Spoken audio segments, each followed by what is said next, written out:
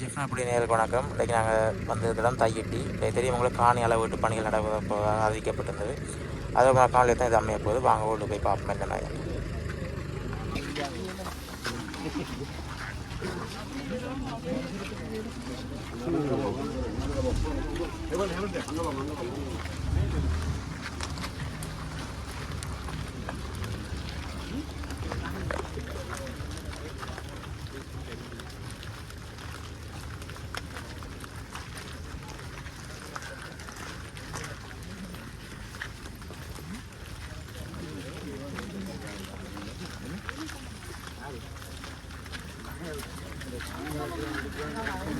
ஆக்களை நினைக்கிறேன் பொதுமக்கள் எல்லாரும்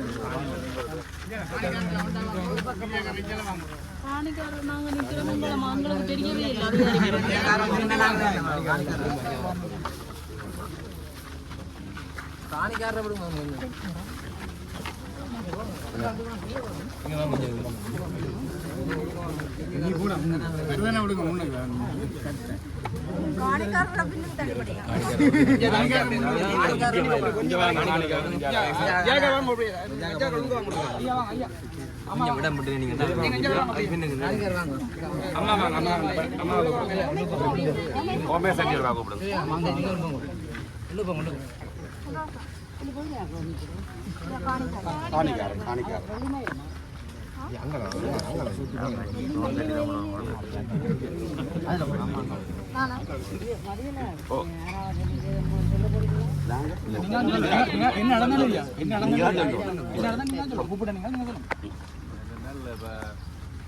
இந்த காணி அளக்கிற சம்பந்தமாக நாங்கள் ஏற்கனவே புத்த சாசன அமைப்புடைய செயலாளரோட தொடர்பு.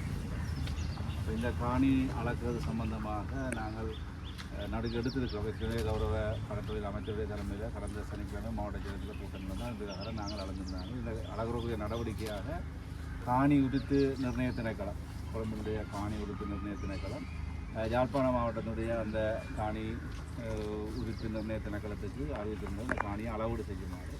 அதன் பிரகாரம் யாழ்ப்பாண மாவட்டத்தினுடைய காணி உரித்து நிர்ணய திணைக்களம் நில அளவை திணைக்களத்துக்கு, யாழ்ப்பாண மாவட்டத்தினுடைய நில அளவை திணைக்களத்துக்கு தன்னுடைய வேண்டுகையை விட்டு கொடுத்தது அந்த காணியை அளக்கிற சம்பந்தமாக. அப்போ அதன் அடிப்படையில் நாங்கள் அன்றைக்கு அந்த தெரிவித்தினால் இது சம்பந்தமாக புத்த சாசன அமைச்சு சொல்லியிருக்கின்றது. நீங்கள் இந்த காணிகளை அளக்கிறப்ப நாங்கள் நீங்கள் சொன்ன விடயங்களையும் நீங்கள் எழுத்து மூலம் கோரிக்கை விடத்தில், அதாவது இது இந்த காணி எந்த விதத்திலும் சுவீகரிப்புக்கு உட்படுத்தப்படாது என்று சொல்லி ஒரு எழுத்து மூலமான கோரிக்கையை நீங்கள் எங்கள்கிட்ட கேட்டிருந்தீர்கள். அதேவேளை இந்த காணியை விடுவிக்கிற சம்பந்தமாகவும் நீங்கள் எங்கள்கிட்ட உறுதிப்படுத்தலையும் கேட்டது. இப்போ நாங்கள் இந்த விடயத்தை புத்த சாசன அமைச்சுக்கு தெரிவித்திருந்தார்கள். ஆகவே அவர்கள் சொல்லியிருந்தார்கள். அப்போ ஆகவே இதை நாங்கள் ஒரு வாரங்கள் பிற்போட்டு நாங்கள் இதுக்குரிய அது சம்பந்தப்பட்ட அனைவரும் வந்து இதில் அளக்கிறக்குரிய ஏற்பாட்டை நாங்கள் செய்கிறதாக கொழும்பில் இருக்கிற நில அளவை திணைக்களத்தின் ஊடாக இதை நாங்கள் ஒரு குழுவாக வந்து இதை அளக்கிறதுக்கு நாங்கள் ஒரு நடவடிக்கை எடுக்கிறதாக தான். இப்போ அந்த அளக்கிறன்ற விவரத்தை எனக்கு இந்த அடுத்த வாரம் அனுப்பி வைப்பாக செயலாளர் சொல்லியிருக்கோம். அப்போ அதன் பிரகாரம் நாங்கள் இன்றைக்கு இந்த காணியை அளக்காமல் அவர்கள் சொல்லுகின்ற டேட், அப்போ நான் கேட்டேன் இப்போ இதை நீங்கள் அளக்கக்கூடிய மாதிரி இருக்கும்னு சொல்ல நாங்கள் திங்கட்கிழமை சொல்கிறதாகவும் அடுத்த ஒரு 2 வாரங்களுக்குள்ளே அளக்கிறதுக்குரிய ஒழுங்கு தாங்கள் செய்தாலும் சொல்லிக்கணும். அதை நாங்கள் மீண்டும் அதை சரியான முறையில் உங்களுக்கும் பல கோரிக்கைகள் இருக்குது, உத்தரவாதங்கள் தரப்படுகின்றது. அப்போ அதை நாங்கள் அவர்கள் மூலமாக அதை உறுதிப்படுத்தி தரது இலகுவாக இருக்கும் என்ற அடிப்படையில் நாங்கள் எல்லாருமே ஒருங்கிணைந்த வகையில் அந்த காணியை நாங்கள் எப்படியும் அடுத்த மாதம் மே மாதம் 15ஆம் தேதிக்கு முன்னால் அளக்கக்கூடிய வாய்ப்புகள் இருக்கும் என்று நான் கருதுகிறேன். எல்லாரும் யாரை சொல்கிறீங்க? நில அளவை திணைக்களத்தினுடைய தலைமையகம், நில அளவை இங்கே இருக்கிறது வந்து மாவட்ட அலுவலகம். அப்போ அதன் அடிப்படையில் நில அளவை திணைக்களத்தினுடைய தலைவர், அதே போல் காணி உரித்து நிர்ணய திணைக்களம். அப்போ அவை எல்லாரும் வேண்டால் இதில் இருக்கிறது வந்து எல்லாம் மாவட்ட அலுவலகங்களோட உத்தியோகத்தராக நீங்கள் இருக்கிறோம்.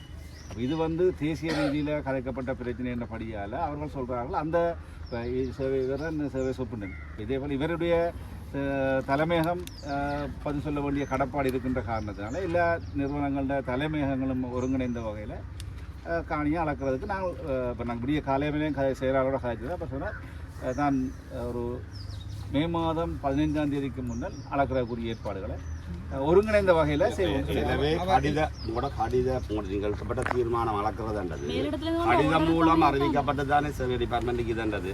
இப்போ இங்கே மேலதிகமாக ஒரு தடை ஏற்படுத்தப்பட்டிருக்கு ஏதோ ஒரு இடத்துல. தடை ஏற்படுத்தப்பட்டாலும் அளக்க இல்லை என்று தீர்மானம் எடுக்கப்படையில்லை. நடைபெறப்படையில்லை. ஒரு கால தாமதம் உங்களுக்குள்ளேயும் பலத்த சந்தேகம் இருக்கின்றதாக நீங்கள் தெரிவித்தீங்க.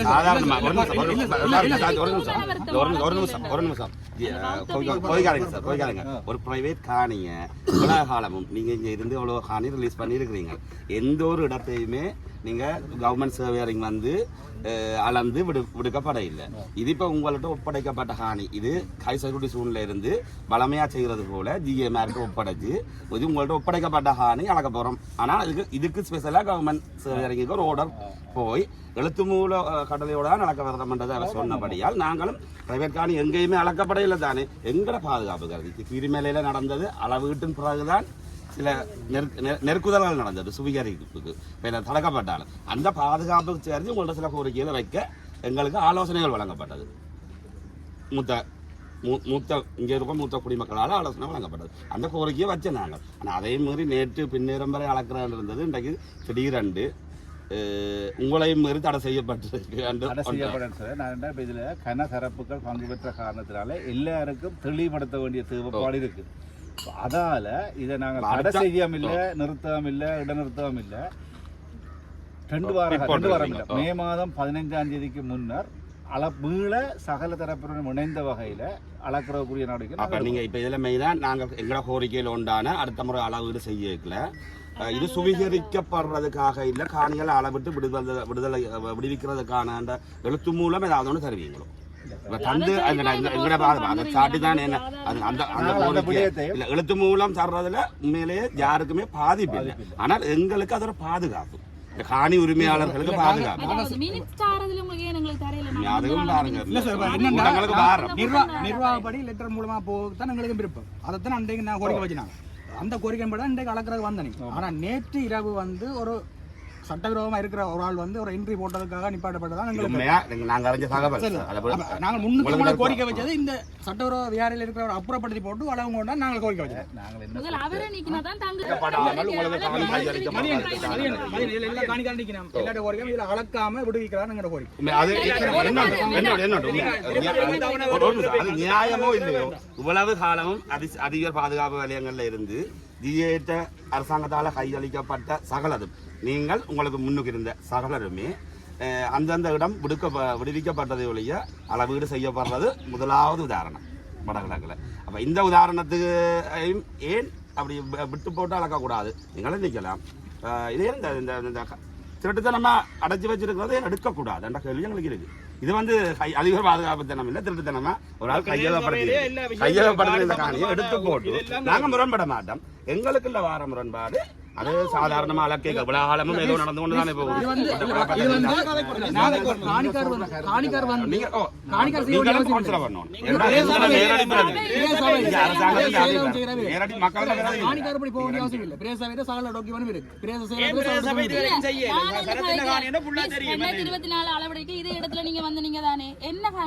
நாங்க இவ்வளவு பேர் வந்திருந்தோம்.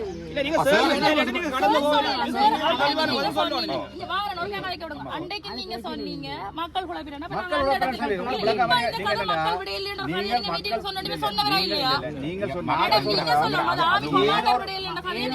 ஏதோ ஒரு வகையில மக்கள் ஒரு உதாரணமா அதே வழியில கொண்டு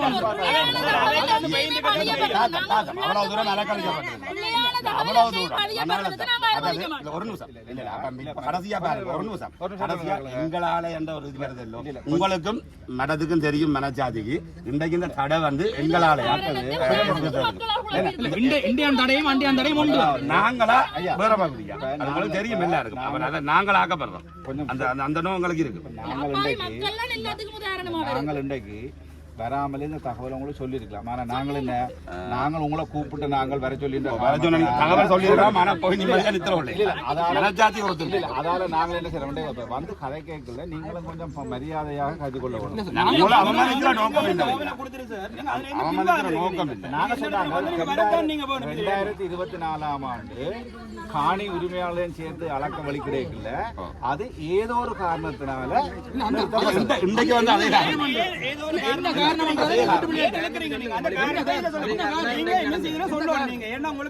என்ன நடந்தது சம்பந்தமான கதை எல்லாமே உங்கள்ட்ட இருக்கு. அப்ப நீங்க சொல்லுங்க, நீங்க என்ன தெரியும். அன்றைக்கு உண்மையா நாங்க இல்லாம காணி உரிமையாளர்கள் இது இல்லாம சேவை பண்ண நடக்கவே இல்லாது. அன்றைக்கு அவ எங்களை தடுத்ததுதான் காரணம். நாங்களும் போனது. இன்றைக்கு பொதுமக்களும் வந்திருக்கிறோம், எல்லாரும் வந்திருக்கிறோம். ஆனால் உங்களுக்கும் தெரியும், எனக்கும் தெரியும், எல்லாருக்கும் தெரியும் யாரோ ஒரு ஆள் தடுக்குது. ஆனால் நாங்கள் கோரப்பட்ட கடிதத்தால நீங்க வந்து உங்களுக்கு தெரியும் எங்கள் சார். அப்ப நீங்க இந்த இடத்துல இது சரத்தின் காணிதான்ன்றத அழுத்தமா சொல்லணும். இல்ல இல்ல இதுல சொல்லுங்க. அந்த ஹை செக்யூரிட்டி ஜோன்ல இருந்து உங்கள்ட்ட பாரபட்சியாச்சுன்னு சொல்றீங்க. அப்ப நீங்க தான் முடிவு எடுக்கணும். உங்களோட அதிகாரத்தை முழுமையா எடுக்கணும்.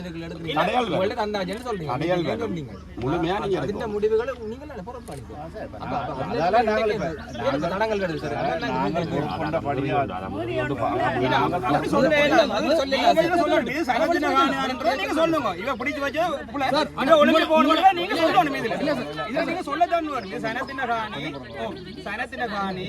எல்லாம் உறுதி இருக்கு.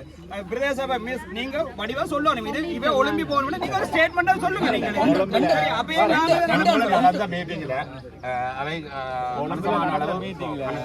எங்களால இந்த காணி பொதுமக்கள் இந்த காணி என்று உறுதிப்படுத்துறதுக்கு உங்களுக்கு எடுத்தாங்க. நாங்கள் பிறகு அதில் ஒரிஜினல் எடுத்து அதை கொண்டு போய் கொடுத்து பிறகு பதிவாளர் நாய திணைக்களத்தில் அதை உறுதிப்படுத்தி நாங்கள் எங்களால் எங்களோட சக்திக்கு அப்போ உட்பட்ட வகையில் என்னென்ன செய்ய வேணுமோ அதை நாங்கள் முழுமையாக செய்தன அடிப்படையில் தான் நாங்கள் காணி அளக்கிறக்குரிய தீர்மானத்தையும் எடுத்துனாங்க. இன்றைக்கு கூட நாங்கள் அதை அளக்கிறதுக்கு முயற்சி எடுத்தேன்னா பொதுமக்களோட காணியை பொதுமக்களுக்கு கொடுக்க வேணும் என்பதில் நாங்கள் எல்லாரும் கரிசனையாக இருக்கிறோம். இன்றைக்கு கூட அவர்கள் சொல்லியிருக்கிறார்கள், நாங்கள் அதை நிறுத்த இல்லை. நான் பக்கம் இப்போ நீங்கள் சொல்லுவீங்கன்னா நாங்கள் ஒரு கிழமையில சொல்லியிருந்தோம். நாங்கள் மே மாதம் 15ஆம் தேதிக்குள்ள நாள் தாரோம். அப்போ நாங்கள் போய் விட்டதில் கொஞ்சம் தாமதம் ஏற்படுத்தி நாங்கள் மேக்சிமம் அதற்குரிய செயற்பாடு செய்து தருவோம்ன்ற உத்தரவாதம் நாங்கள் கொடுத்தாரோம். இது உண்மையா போய்க்காதுங்க. இது நீங்க வாய்மொழி மூலம் எங்களுக்கு வந்ததும் அந்தந்த பகுதிக்கு எழுத்து மூலம் போகாது. உங்களுக்கு எப்படி தடையா இருந்ததோ இதுல இருக்கிற மற்றவைக்கு எழுத்து மூலம் போகாதுன்னு தான் நேற்று போய் கடைசியா ஒரு மணி ஒரு முறைப்பாட்டின் மூலம் இது தடுக்கப்பட்டிருக்கா நாங்க பாக்குறோம். எங்கள்கிட்ட எழுத்து மூலம் ஒன்றுமே இல்லை. அழக்க பார சொன்னது நீங்க சொன்னது மட்டும்தான் ஆவணம் இருக்கு. காணி உறுதி நிர்ணய திணைக்களம் எழுத்து மூலம் யாழ்ப்பாணத்தில் இருக்கிற காணி உறுதி நிர்ணய திணைக்களத்தில் எழுதி இருக்கு. காணியை அளவிடத்தில் எழுத்துல இருக்கு.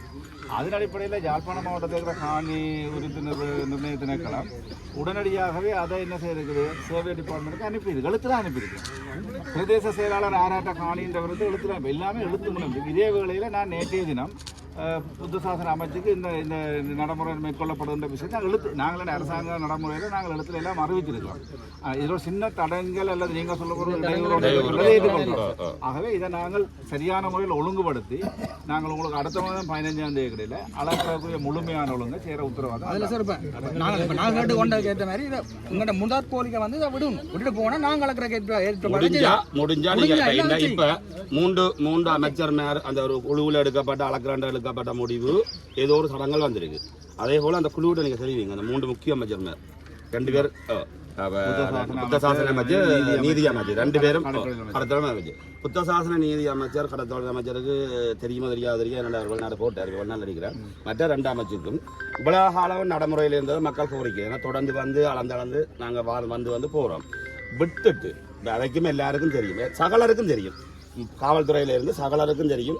இங்க மக்களின் காணி அங்க பிடிச்சி ஒரு ஆள் கட்டடத்தை கட்டி போட்டு உட்கார்ந்து இருக்கிறார் என்ற ஒரு பரிதாபமான நிலை எல்லாருக்கும் தெரியும். அப்ப விட்டுட்டு நாங்க ஒன்றும் செய்ய மாட்டோம். விட்டுட்டு அளந்து போய்க்க கதைச்சு நீங்க ஒரு முடிவு எடுத்தால் மிக சிறப்பாக இருக்கும். இந்த விடயத்தை நான் நேற்று கடற்றொழில் அமைச்சர் வெளிநாட்டில் இருந்தாலும் நான் நேற்று அவரோட தொலைபேசியில் தொடர்பு கொண்டு இந்த நிலைமைகளை இந்த என்னென்ன நிலைமைகள் இருக்கின்ற விஷயத்தை நான் நேற்று இரவும் அவருக்கு தொலைபேசியில் தொடர்பு கொண்டிருக்கேன். அப்போ அவருக்கும் இந்த விடயம் சொல்லப்பட்டிருக்கிறது. 15ஆம் மே மாதம் 15ஆம் தேதி அளக்கிற விஷயம் அவருக்கும் அந்த விடயம் தெளிவுபடுத்தப்பட்டிருக்கு. அப்போ எல்லாருக்கும் இந்த விஷயம் தெரியும். நாங்கள் ஒரு நம்பிக்கையோடு இருப்போம். இப்போ நாங்கள் உலகாலம் இன்றைக்கு மட்டும் இல்லை, உலகாலம் அவரை இயலாமே ஒத்துக்கொள்ள வச்சிடும். அதுல சொன்னது அதுல சொன்னது நாங்க கேட்டதுக்காக சொன்னது 2 இளமே நாங்க கேட்டா இல்ல பௌத்த சாசன எல்லாரையும் தாண்டி தான் சில நிகழ்வு ஒரு அமைச்சர் கதையை கேட்காம செய்ய மாட்டேன். ஒரு சின்ன பிரச்சனை தானே. இப்போ இதை நீங்க எழுதிப்படுறதுக்கு பணம் தேவையில்லை. எங்களுக்கு ஒரு வண்டி இதுல வந்து ஒரு மாவட்ட செயலாளருக்கு கணிசமான அதிகாரங்கள் இருக்கு.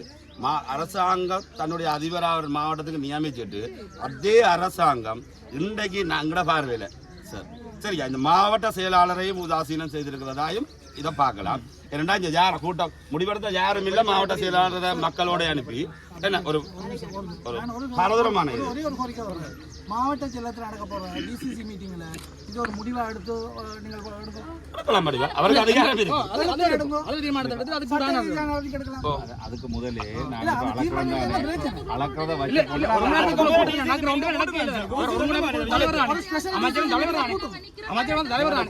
இதுல இன்னொரு கோரிக்கையும் வைக்கிறோம். மாவட்ட அதிபருக்கு முன்னால இந்த பிரச்சனை என்ற பெரும்பகுதி தீரும் வெளிப்படையா வைக்கிறோம்.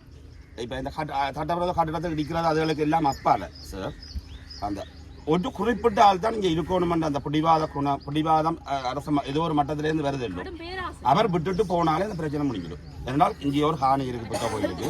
அந்த கோயிலுக்குரிய உறுதி வச்சிருக்கிற நயனாதிபதி வியாராதிபதி வந்து மக்களோடையோ அரசு அதிபரோடையோ சகல ஒத்துழைப்பையும் வழங்கி கேட்க எந்த ஒரு ஆவணமும் மற்றொரு எங்கேயோ இருந்த ஒரு விகாராதிபதி தான் இருக்கணும்ன்றது ஒரு மிகப்பெரிய பிரச்சனையும் தொடர்கதையாகிறதுக்கும் மூல காரணகத்தான் அது. அவர் விட்டுட்டு போனாலும் இந்த பிரச்சனை நான் நினைக்கிறேன் 2 நாட்களில் உங்களோட தலைமையில் மிக இலகுவாக இரண்டால் அதற்குரிய உறுதியும் விகாராதிபதியும் அங்கே சட்ட ரீதியாக இருக்கணும். மிக இலகுவாக தீர்க்கப்படும் மக்கள் சொல்றதை காணி உங்கள்கிட்ட பேரப்படுத்தினது பொய்ன்றதை நீங்களே நிரூபிச்சிருக்கீங்க. என்னண்டா இந்த முடிவு நீங்கள் எடுக்கலாம் போனபடியா உங்கள்கிட்ட பேரப்படுத்தல நாங்கள் நினைப்போம். பிரச்சனை இல்ல பாரப்படுத்தி கடிதம்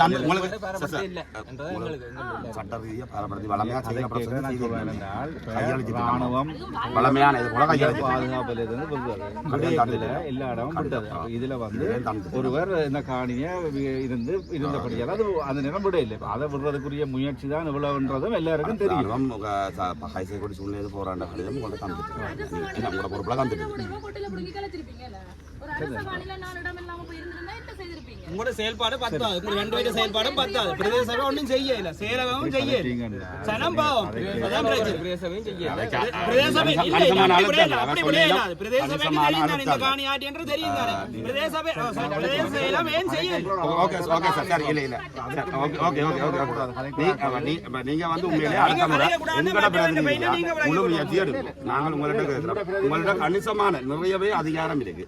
கொழும்புல நடந்த கூட்டத்துல அதே நேரம் கொழும்புல நடந்த கூட்டத்துல நான் போனது மாவட்டத்தினுடைய பிரதிநிதியாக போனேன். நானும் போய் அங்க உங்களுடைய காணி உங்களுக்கு விட வேணும்ன்றதுல நாங்கள் அழுத்தம் திருத்தமா இருந்தாங்க. அதில் கடத்தொழில் அமைச்சரும் அந்த விஷயத்துல உறுதிப்பாடாக இருந்தார்.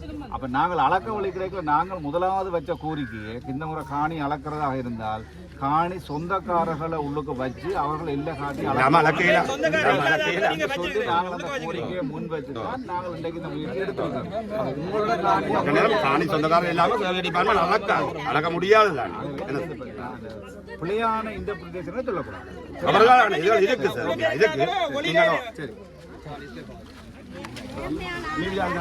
என்ன நடக்குது மேக்ஸிமம் அளக்காம விடுவிக்கணும் உங்களுக்கு.